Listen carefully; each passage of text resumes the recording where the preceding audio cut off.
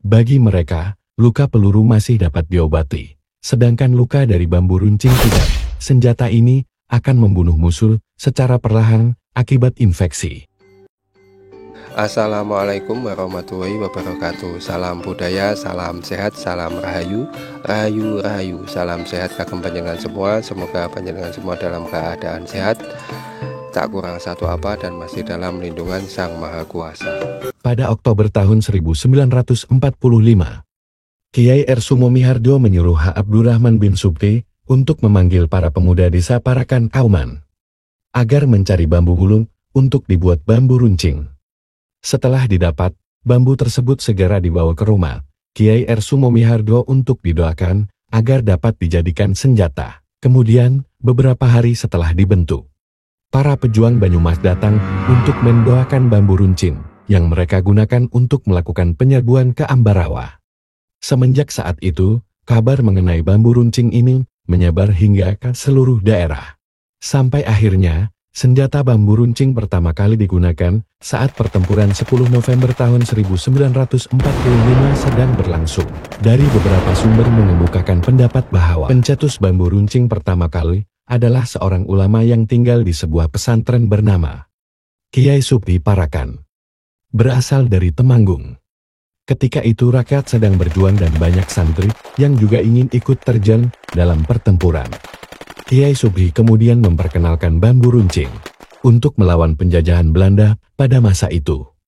Meskipun hanya senjata seadanya, namun kampuhan bambu runcing ini sangat ditakuti oleh Belanda. Bagi Belanda, bambu runcing dianggap sebagai pembunuh.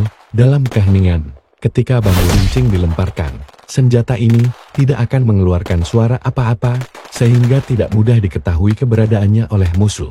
Para penjajah Belanda juga mengakui bahwa mereka lebih baik mati karena ditembak dibandingkan harus mati tertusuk bambu runcing. Bagi mereka, luka peluru masih dapat diobati, sedangkan luka dari bambu runcing tidak. Senjata ini akan membunuh musuh secara perlahan akibat infeksi. Menurut penelitian yang dilakukan pada tahun 1999 oleh Jasni dan Sumarni tentang keawetan sebuah bambu, mengemukakan bahwa dari beberapa jenis bambu yang diteliti, 1. Bambu ampan atau bambusa vulgaris adalah yang paling rentan terhadap serangan bubuk. 2. Bambu andon atau Gigantoceloa pseudoarundinacea. 3. Bambu hitam atau wulun atau Gigantoceloa atrophiolacea. 4. Bambu terung atau Gigantoceloa nitrociliata. 5. Bambu ater atau Gigantoceloa atar. 6. Bambu apus atau tali atau Gigantoceloa apus adalah bambu yang relatif tahan terhadap serangan bubuk. Tentang berapa macam jenis bambu yang ada di Indonesia. Menurut data di Indonesia setidaknya terdapat 125 jenis bambu dan 39 jenis diantaranya sudah teridentifikasi. Seorang teman bercerita kepada saya bahwasannya ada ulama besar di kotanya yang sampai saat ini masih menggunakan sangkar burung perkutut yang terbuat dari bambu, dengan alasan filosofi juga menghormati para pahlawan dan melestarikan budaya.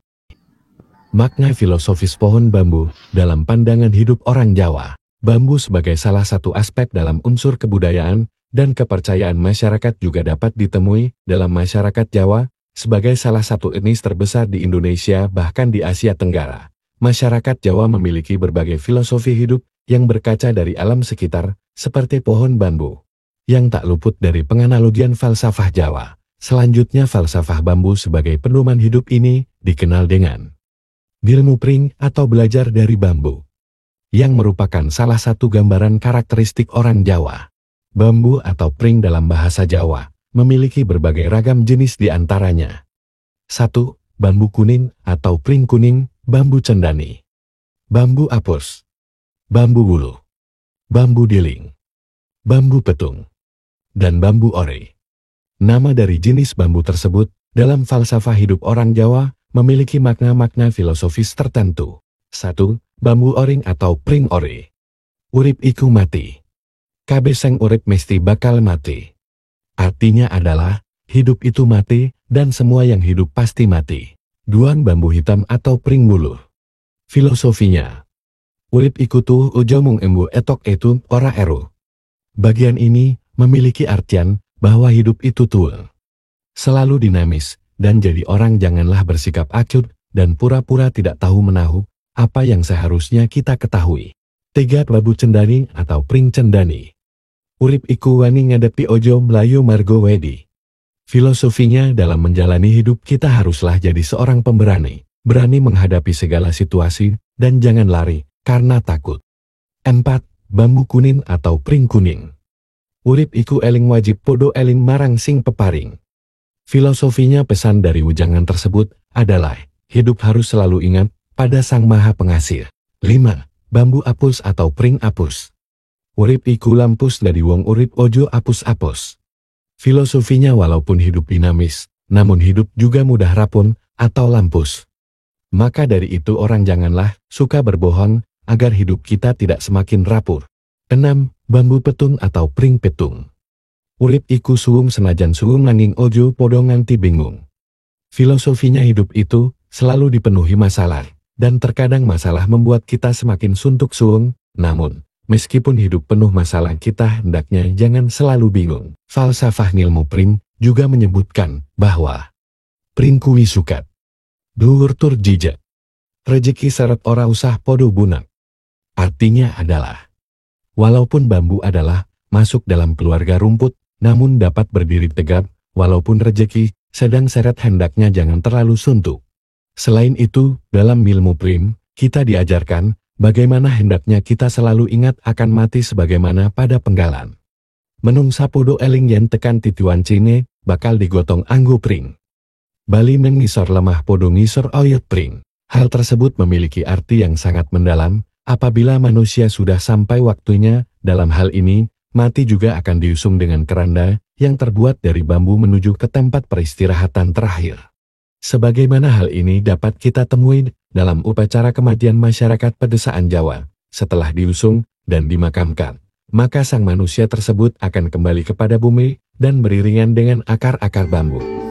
Demikian sedikit mengulas tentang filosofi bambu wulung atau bambu hitam. Mohon maaf apabila ada kesalahan dalam penyebutan nama, tempat, tokoh, dan peristiwa. Mohon dimaafkan. Silakan tinggalkan saran dan kritik di kolom komentar. Sampai ketemu di video selanjutnya. Salam budaya, salam sehat, salam rahayu, rahayu, rahayu. Wassalamualaikum warahmatullahi wabarakatuh.